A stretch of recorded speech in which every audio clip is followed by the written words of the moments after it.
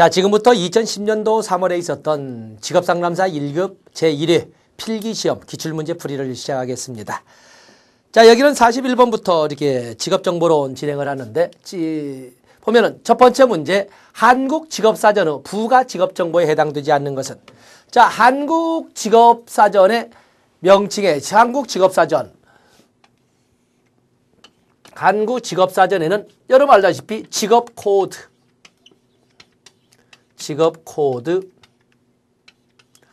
본 직업 명칭, 또 직업코드 직무 개요,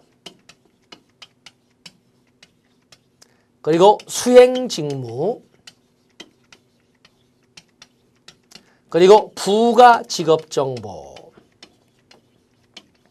정보로 이렇게 이루어져 있는데, 그 중에 지금 여기서 물어보고 있는 것은 바로 이 부가 직업 정보가 뭐가 있냐는 겁니다. 이 부가 직업 정보에는 정규 교육과, 우리가 시리즈로 암기하기 위해서 정규 교육과 숙련 기간과 그리고 직무 기능으로 하나를 한 덩어리로 암기하기로 하고, 또 작업 강도와 육체 활동을 하나로 암기하기로 했습니다. 그렇게 하면 작업 장소와 작업 환경을 하나로 암기하기로 하고, 그렇죠? 작업 장소와 작업 환경을, 그리고 관련 직업과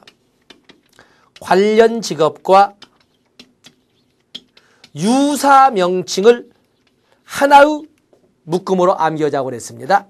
그런가 하면 한국 표준 직업 분류와 한국 표준 직업 분류와 한국 표준 산업 분류를 하나로 암기하자고 그랬습니다. 그리고 지금 지면상서 쓰지 못하자면 조사 연도와 자격 및 면허, 이렇게도 또 하나로 암기해서, 자, 이런 내용으로 되어 있습니다. 여기 보면 직무 기능, DPD 이렇게 있고, 숙련 기간, 그리고 자격 및 면허, 직무 개요는 본 바로 이 그된 바로 여기에 나오기 때문에 이건 부가 직업 정보가 아니겠습니다. 답은 라번이 되겠어요.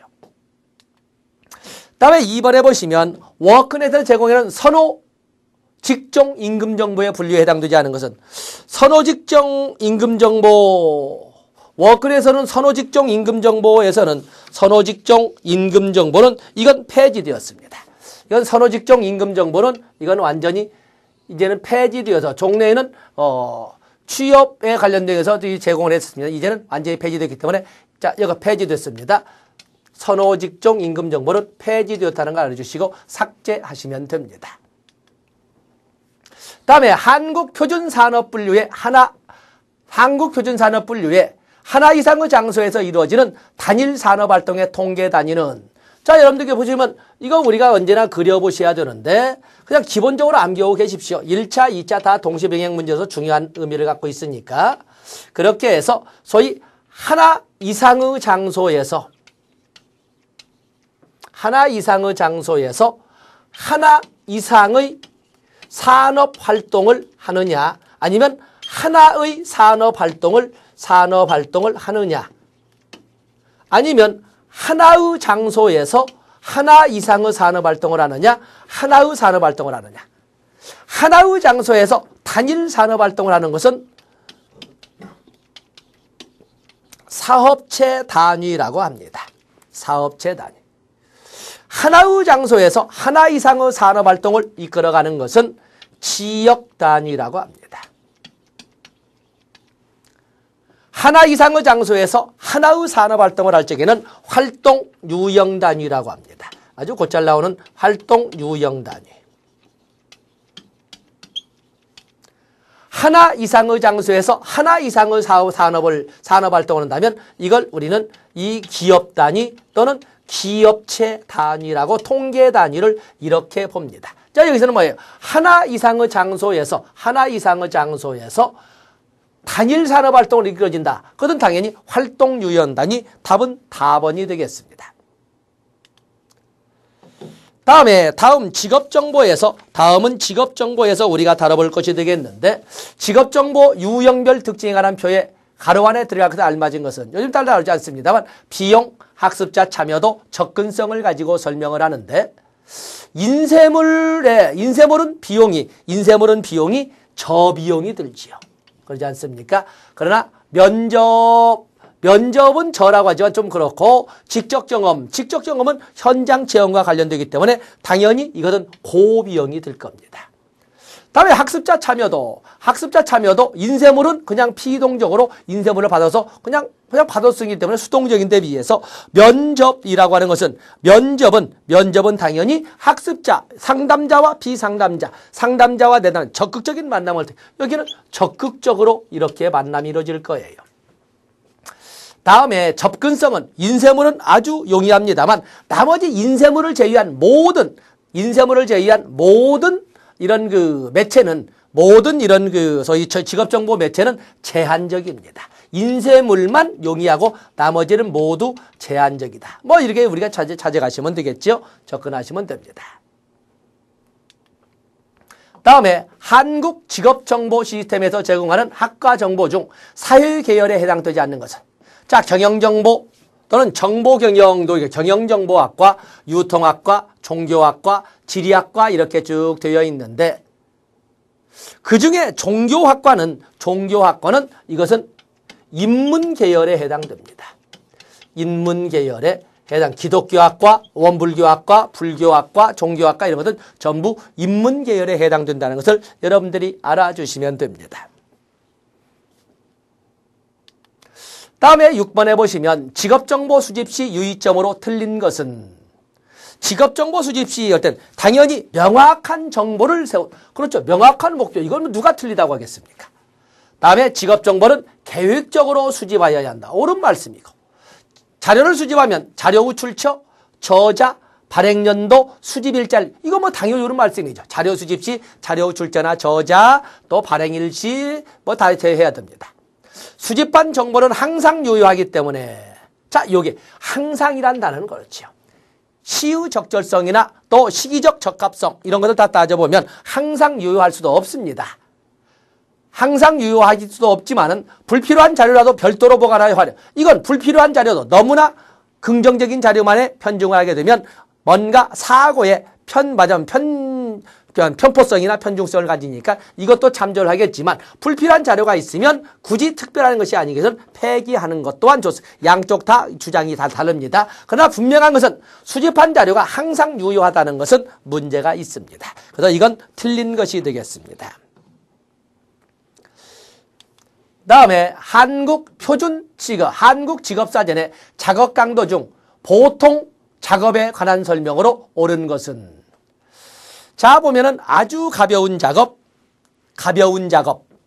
보통 작업, 힘든 작업, 아주 힘든 작업 이렇게 쭉 나와 있는데, 그중에 보통 작업이라고 하는 것은 최고 20kg 이상을 들어 올리고 20kg의 물건을 들어 올리고 10kg의 물건을 빈번하게 들어 올리는 것은 보통 작업이라고 설명을 합니다. 그렇기 때문에 여기는 보통 작업. 그렇지 않으면 4kg의 물건을 들어 올리고 최고 4kg, 그리고 수시로 장부, 소도구 등을 들어 올리는 것은 아주 가벼운 작업. 8kg, 최고 8kg의 물건을 들어 올리고 그리고 4kg를 빈번하게 들어 올리는 것은 가벼운 작업. 그에 비해서 20kg를 최고 20kg를 들어 올리고 10kg를 빈번하게 들어 올리는 것은 보통 작업. 최고 40kg를 들어 올리고 20kg를 빈번하게 들어 올리는 것은 이 힘든 작업.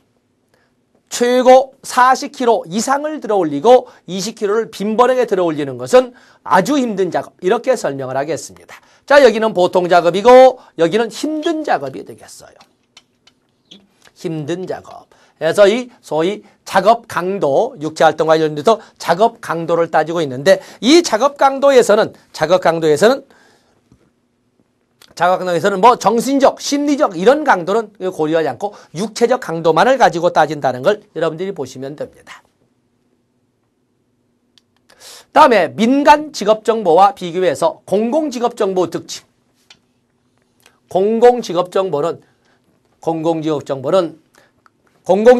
것은 모든 전체 산업이나 광범위한 직종을 대상으로 해서 지속적인 조사를 통해서 만든 정보로 지속적으로 무료로 제공이 됩니다.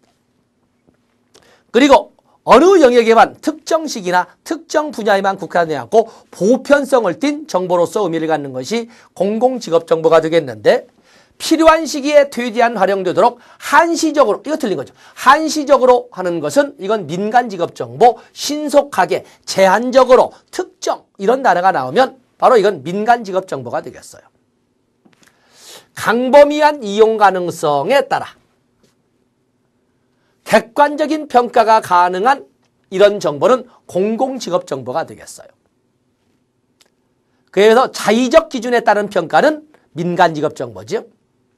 그다음에 특정 분야나 대상에 국한되지 않고 전체 산업 및 업종에 대하여 업종에 걸친 직종, 전체 산업이나 업종, 그러면 이건 공공직업정보가 되겠어요. 직업별로 특정한 정보만을 강조하지 않고 보편적인 항목으로 이루어진 기초적인 직업정보체계, 보편적인 항목으로 이루어진 기초적인 직업정보를 구성하고 있는 것은 공공직업정보가 되겠어요.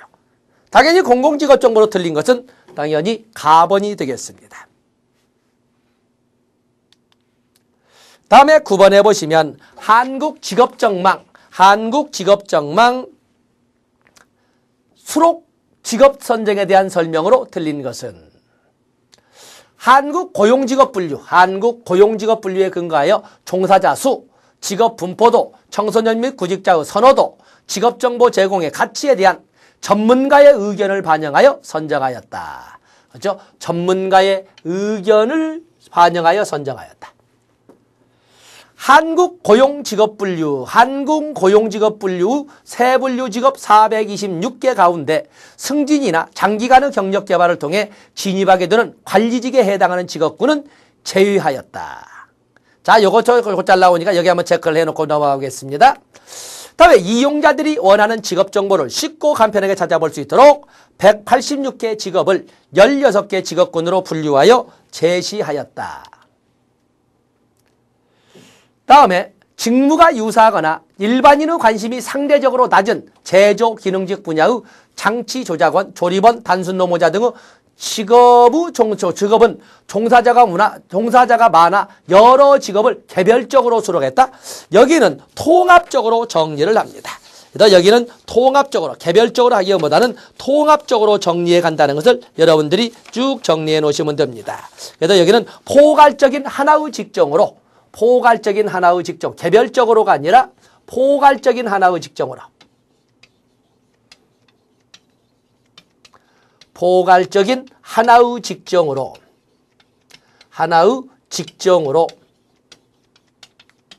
직종으로 통합 수록하였다. 그래서 이제는 직무가 유사하다거나 관심이 상대적으로 낮은 이런 거에 대해서는 더 포괄적으로 하나의 직종으로 통합해버렸다는 특징을 가지고 있습니다. 답은 라번이 되겠는데, 라번도 중요하지만 문제는 나번에 있는 것처럼 여기는 관리직에 해당하는 직업군은 제외했다는 것. 이거 상당히 관리직에 해당하는 직업군은 제외했다는 것을 여러분들이 알아주시면. 그래서 한국고용직업분류의 세 분류 직업 가운데에서 관리직에 해당하는 것은 제외되었다는 거 알아주셔야 됩니다.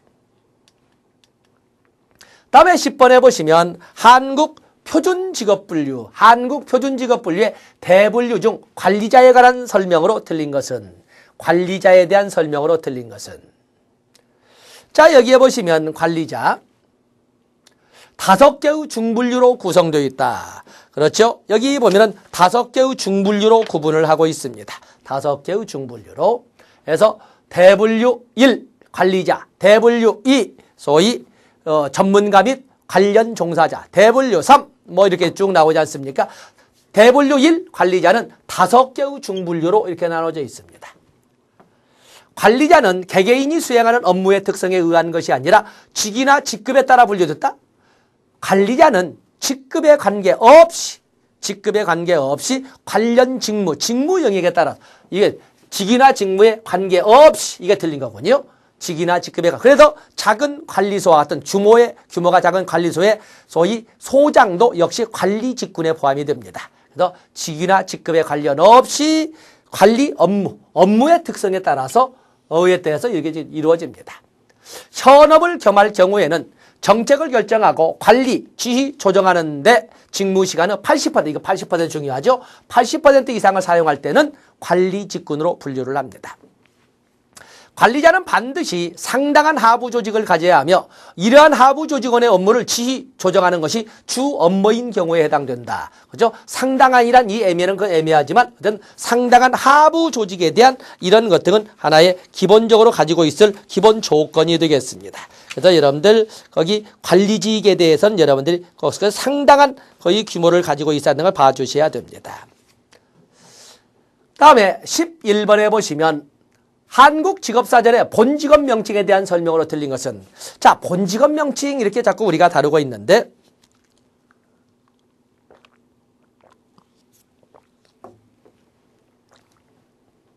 자 한국직업사전의 구성 언제나 나오고 그중에 또 부가 직업정보 언제나 나오고 하는 것처럼 또 이번에는 본직업 명칭에 대해서 나왔습니다. 본직업 명칭 산업 현장에서 일반적으로 사용되고 있으며 해당 직업으로 알려진 명칭 혹은 그 직무에 통상적으로 호칭되는 것으로 선정을 하였다. 그렇습니다. 특별히 부르는 명칭이 없는 경우에는 직무 내용과 산업의 특수성을 고려하여 누구나 쉽게 이해할 수 있는 명칭을 자 이거다. 누구나 쉽게 이용할 수 있는 명칭. 그렇죠? 특별히 부르는 명칭이 없는 경우에는 누구나 쉽게 부를 수 있는 명칭을 부여했다. 실제로 현장 근로자를 대상으로 하는 직무조사의 경우 작업자들 간에 사용하는 호칭과 직업 내 직무편제상의 명칭이 다른 경우에는 직업 명칭은 상위 책임자 및 인사 담당자의 의견으로 결정한다. 해당 직무를 담당하는 근로자의 입장을 같이 고려해서 해당 책임자 및 인사 담당자 뿐만 아니라 그렇죠? 뿐만 아니라 해당 종사자, 해당 근로자의 입장도 같이 고려해서 이렇게 분류하도록 해가고 있습니다. 이거 틀린 거군요. 가급적 유래어를 피하고 우리말로 표기하되 우리말 표기가 현장감이 없을 경우에는 유래어를 교육인적 자원부에서 정한 유래어 표기법에 따라 표기하였다. 그렇습니다. 이렇게 정해진 이제는 교육인적 자원부가 아니라 교육과학기술부. 이게 그 당시에는 교육과학기술부입니다. 교육과학기술부에서 정한 유래어 표기법에 따라 표기하였다. 됐습니다. 그래서 답은 상위 책임자 및 인사 담당자 마음대로 한 것이 아니라 이들과 해당 근로자의 입장을 같이 고려해서 정하도록 되어 있습니다. 다음에 12번에 보시면 한국표준산업분류의 적용원칙에 대한 설명으로 틀린 것은 생산 단위는 산출물뿐만 아니라 투입물, 생산공정 등을 함께 그렇죠. 생산 단위는 산출물, 투입물, 생산공정을 함께 고려하여 그들의 활동을 가장 명확하게 설명된 항목으로 분류한다.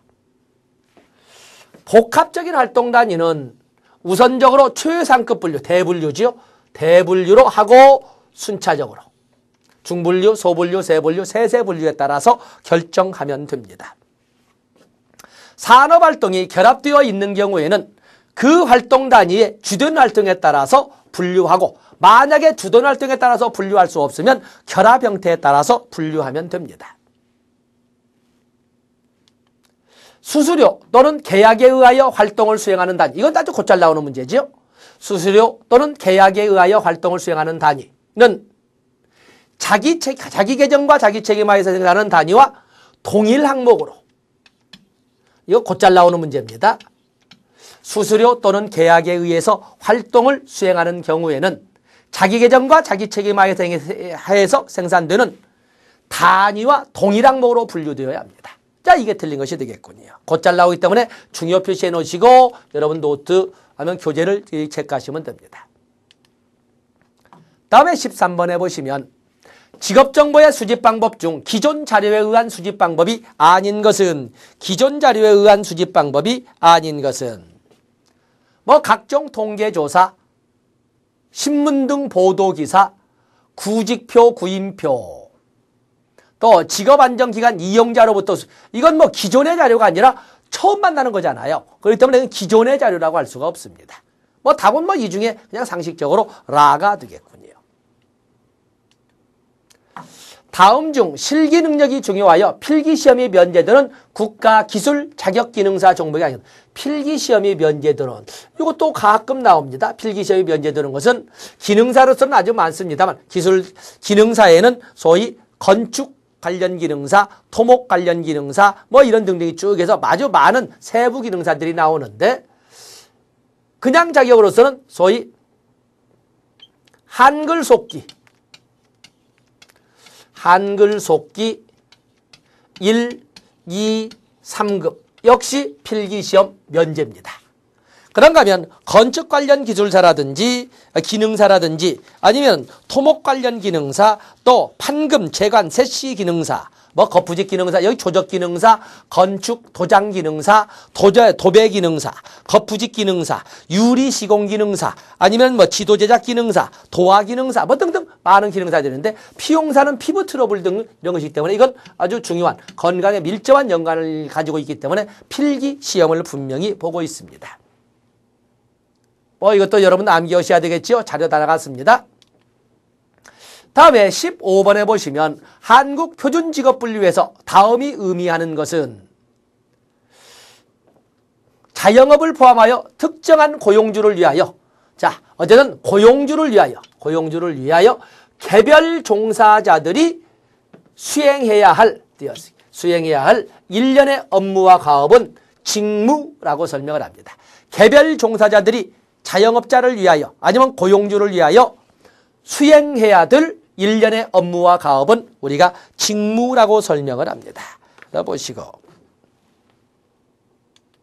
다음에 16번에 보시면 한국고용정보원이 실시하는 산업직업별 고용구조조사에 대한 설명으로 들린 것은 산업 대분류 수준에서 고용구조를 파악한다. 이 고용구조를 할 적에는 산업 대분류를 가지고 설명하는 건 아니고 여기는 노동시장의 상황과 수요를 고려해서 파악을 하는 거거든요.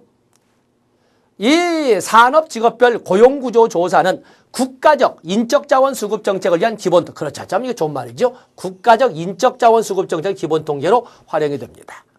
직업별 고용 전망, 진로 선택, 직업훈련, 취업 활성 등 노동시장 정책과 연구를 위한, 그렇죠? 노동시장 정책과 연구를 위한 기초자료로 활용이 됩니다.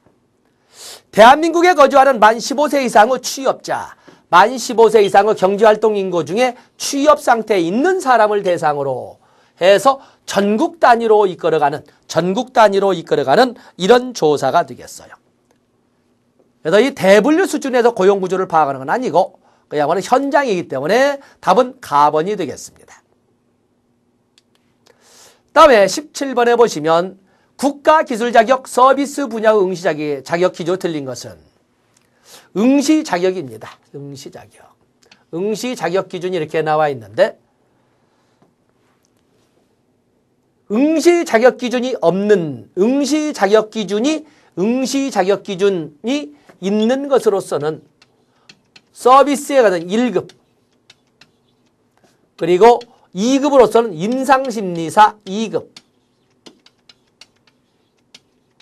임상심리사 2급은 2급인데도 불구하고 응시자격 기준이 있습니다. 제한이 있습니다. 또 그런가 하면 여기에다가 최근에 생긴 국제의료관광 코디네이터 최근에 생긴 2013년에 국제 이건 의료관광 이때는 없었습니다만 국제의료관광 코디네이터 2013년도에 새로 만들어진 코디네이터 새로 만든 자격입니다. 이렇게 2급 텔레마케팅 관리사 소비자 전문 거기 쭉 나와 있는데 응시자격 기준으로 틀리는 것은 모두 여기에 나오는 것처럼 아까 말씀드린 것처럼 그 기준에 대해서 여러분들이 제거해 주시고 기준이 제한이 있는 걸로서는 이처럼 소위 텔레마케팅 관리사는 자격 제한이 없습니다. 그렇기 때문에 1급은 다 제한이 있습니다. 모든 1급은 다 있는데 2급으로서는 임상심리사 2급만 제한이 있는 겁니다. 여기는 제한이 없습니다. 그래서 제한이 있는 거 뭐를 암기해 주시면 모든 1급은 제한이 있다. 2급으로서는 임상심리사만 제한이 있다. 이 급수가 없는 걸로서는 최근 2013년도에 신설된 국제의료관광 코디네이터가 제한이 있다라는 것을 봐주시면 됩니다. 특히 국제의료관광 코디네이터는 반드시 2013년 신설이기 때문에 따로 암기를 해놓으셔야 됩니다. 다음에 한국 고용직업분류 원칙에 따른 걸로서 옳은 것은 한국 직업분류에서는 십진법을 준용한다? 십진법을 사용하지 않습니다. 십진법을 사용하지 않습니다. 보통 우리가 현대적인 직업분류는 직능 수준과 직능 유형으로 이렇게 직업을 분류하는데 한국 고용직업분류에서는 직능 수준이 아니라 직능 유형을 가지고 직무 유형을 가지고 먼저 분류를 합니다. 그래서 직능 유형, 직능 수준이 아니라 직능 유형을 우선 기준으로 이렇게 설명을 합니다. 그래서 레벨 타입이죠. 레벨이 아니라 말하자면 스킬 레벨의 스킬 타입. 직업 분류의 기본 원칙인 포괄성과 배타성을 고려한 분류. 그렇죠. 직업 분류의 기본은 소위 포괄성과 어떤 직업이든 간에 반드시 어떤 하나의 직업 분류에는 포함되어야 된다. 양다리를 걸쳐서는 안 된다. 포괄성, 배타성이 되지 않습니까? 이런 것처럼 포괄성과 배타성은 직업 분류의 기본 원칙입니다. 최소 고용 인원을 고려하여 모든 직무를 일괄적으로 직업 단위로 분류했다. 최소 인원 분류, 세 분류에서 1000명 이상 이렇게 하는 것은 한국 표준 직업 분류가 되겠어요. 그렇기 때문에 이것은 한국 표준 직업 분류에 대한 설명이고 답은 옳은 것은 다번이 되겠습니다. 다음에 한국 직업선택, 말하자면 직업선택 결정 모형의 처방적 직업 결정 모형은 여기에는 기술적 직업 결정 모형과 처방적 직업 기술 결정 모형이 있습니다. 처방적 모형이 있는데 이 직업 선택 결정 모형에서 기술적 모형으로서는 타이드만과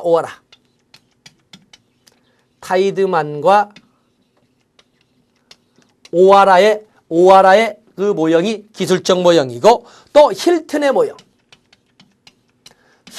모형도 역시 기술적 모형입니다. 그다음에 부름의 모형도 역시 기술적 모형. 그다음에 플래처의 모형. 절자를 모르겠군요. 플래처의 모형은 바로 이런 것은 기술적 모형이 되겠습니다. 타이드만과 오하라의 모형. 또 그런가 하면은 힐튼의 모형, 부름의 모형, 플래처의 모형, 기술적 모형이 되겠어요. 그에 비해서 카치의 모형, 또 겔라트의 모형, 카치의 모형이나 겔라트의 모형이나 또는 칼도와 쥐도우스키, 칼도와 쥐도우스키의 모형은 바로 처방적 모형이 되겠죠. 내용은 어쨌든 간에 쉽게 이게 출제되는 문제는 아니었습니다만은 묘하게 출제가 됐어요. 그래서 여기는 타이드만과 오하라의 모형, 힐튼의 모형, 부름의 모형, 또 플래처의 모형은 기술적 모형.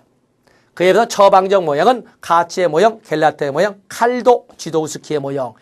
여기는 처방적 모형을 물어왔군요. 처방적 모형을 물어왔으니까 여기는 카치의 모형, 또 겔라트의 모형.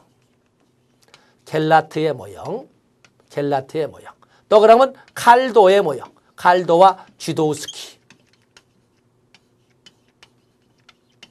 쥐도우스키의 모형은 바로 처방적 모형 세 가지가 되겠습니다. 자, 벌써 마지막 문제군요. 다음 중 경제활동 인구조사에서 사용하는 용어에 대한 설명으로 틀린 것은 15세 이상의 인구는 우리가 용어 사전으로 정리는 하지 않지만 매월 15일 연재 만 15세 이상을 그냥 15세 인구를 딴 매월 15일 연재를 따집니다. 경제활동 인구는 만 15세 이상의 인구 중에서 취업자와 실업자를 포함한 것을 경제활동 인구라고 합니다. 취업자는 조사 대상 주간 중 수입을 목적으로 5시간 이상을 일하는 자. 취업자는 조사 대상 기간 중 수입을 목적으로 1시간 이상, 5시간이 아니라 1시간 이상을 일한 자는 다 취업자로 됩니다. 이거 틀린 거군요. 자영업자, 고용원이 있는 자영업자, 또 고용원이 없는 자영업자를 합한 개념이 바로 자영업자가 되겠습니다. 그래서 자영업자는 고용원이 있으나 없으나 모두 자영업자에 포함이 됩니다. 자, 이렇게 해서 우리가 2010년 3월에 있었던 제1회 1차 필기시험 기출문제 분석을 마감진 걸로 하겠습니다. 가만히 보면은 좀 개정된 이런 것이 있지만은 개정된 것 따로 별도로 여러분 암기하셔서 이 도움을 받도록 하고 거의 반복된다는 점에서 기출문제 충분히 숙지하고 있으면 여러분들은 분명히 고득점 합격할 수 있습니다. 자, 이상 마치겠습니다. 고맙습니다.